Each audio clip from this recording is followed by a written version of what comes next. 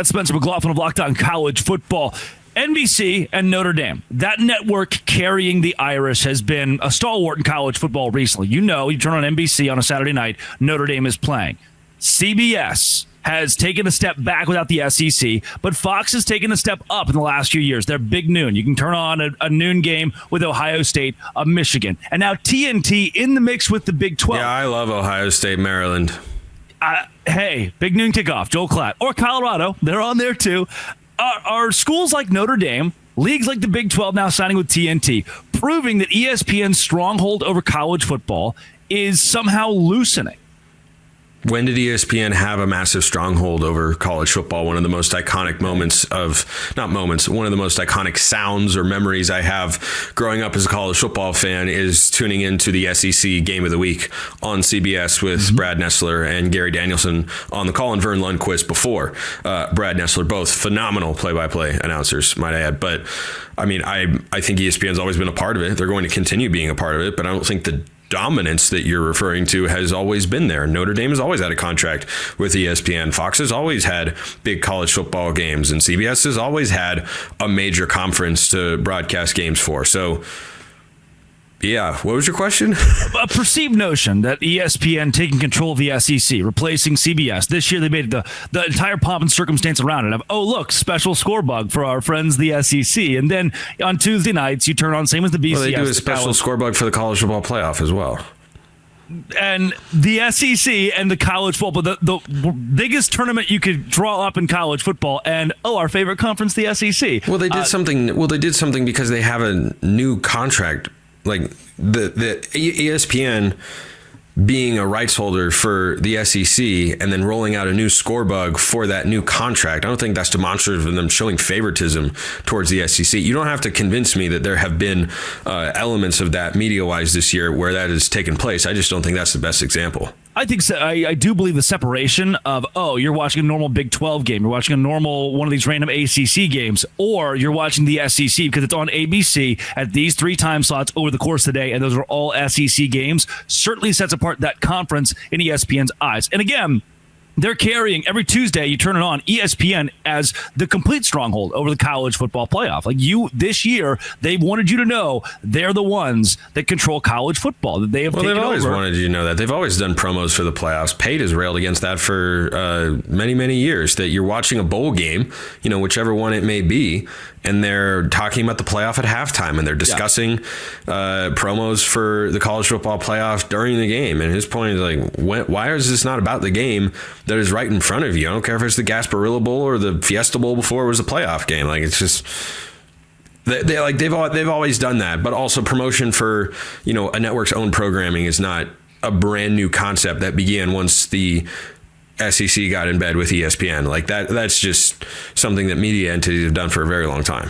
So if the question is, from Notre Dame and NBC to TNT's involvement here, CBS and the other networks, Fox, if the question is, can they dethrone ESPN as having control of college football? Your response is ESPN doesn't have control of college football. I don't think I've never gotten the sense that they have complete and total control of college football. They've never been the only broadcast partner. Yeah, they have the college football playoff, which they also sublet to, Turner for the first round games. But again, they have the rights to it and control it, and that's all good and fine. I think they're a major player in the space, but to say that they're the dominant power and they have a lot of influence. Yes, but I don't think they have 90% of it or 80% of it. I think they have, a plurality. I'm not going to do the percentages off the top of my head, but I know that it's not, so big and powerful that there are no other pregame shows, that there are no other channels where we watch college football, that there are only big games on ESPN. They have the rights to the playoff. Okay. But college football has always been about more than just its playoff structure. And the regular season still has a great deal of importance, even though it's been lessened with the 12-team playoff. And that is spread across a variety of networks. I mean, the CW broadcasts some games. And Tom Brenneman. All right. Yeah. So anyway, that's the point I have. Is like, yes, I've watched Game Day every Saturday morning since I was 5 years old. Like that's something I've always done. There's a nostalgic element to it, but to say that ESPN is, some overarching bully. They're a big player, but they're not the only player.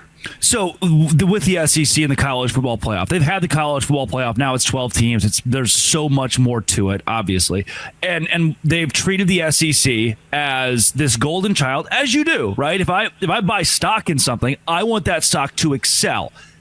Conversely, if I'm also hosting a podcast or a TV show directly about all stocks, I'm going to promote the stock that I have the most invested in. No, an example would be in college football, you spend more time talking about probably Ohio State than you do Boston College by virtue of where they are as players in college football. So has that fostered in the last year, after what we saw this college football season, a more toxic viewer environment when turning on ESPN or viewing college football? Now we're getting somewhere, because I completely agree with that there have been several elements this year in which major media or ESPN media personalities that cover college football have spoken about the sport in a way that is just disrespectful to a large swath of the college football fans out there. That I am 100% on board with. Kirk Herbstreit going out.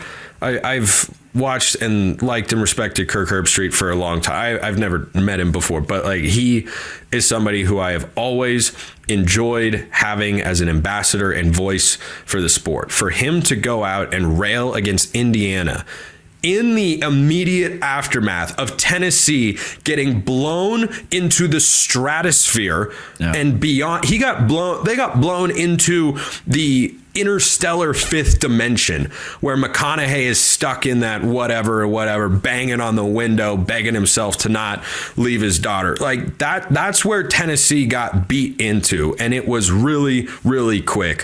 For him to then bring it back to Indiana was so bizarre. I mean, I felt like I didn't even know how to react. It was like there was too much sensory overload in my head watching and going, I'm like, wait, whoa. How are you sitting here crapping on Indiana when the SEC team in front of you just got beat badly as well? It turns out that it happens. This is not a point to say Tennessee shouldn't have been in the playoff or Tennessee wasn't any good. I said many times in my show, I thought they were. The defense was very good. Ohio State was just better. Ohio State was just better than Oregon. They did not deserve to be there. That's how football playoff games go sometimes. We don't think about it as much in other sports because we're playing a series, right? In the NBA playoffs, you have a 7-game series. So when one team blows out the other in a home game, you go, well, it's one game, and you don't remember. You just remember the outcome of the series. But in football, it's one game. It's one and done. It doesn't mean they didn't deserve to be there or that they weren't good enough. Virginia lost to a 16 seed, and then mostly the same guys went on the court next year and won the national championship. It doesn't mean they weren't good enough. It just means they weren't good enough on that particular day. Yes, and great point on Tennessee getting blown into the interstellar fifth dimension. Doesn't sound that terrible to me. Spencer McLaughlin, where can people find more of your work? I am on YouTube with Locked On College Football and Locked On Ducks as well. It's also on podcast platforms. Wherever you listen to or watch this particular program, it is over there Monday through Friday, all year round. Biggest stories in college football, everything about Oregon. It's all over there. And then I pop into this show and pretend like my brain hasn't rotted talking to Drake for the last 30 minutes. And find Spencer on TikTok at... Oh, wait a second. I don't know. It might come back. I heard there might be an executive order to bring it back. That was the report. I'll probably do a show on that, too. And it always will be. Why not? Tomorrow, we'll recap the national championship through the Big 12's perspective. Locked On. Thanks for making it your first listen every single day. Dose Grande.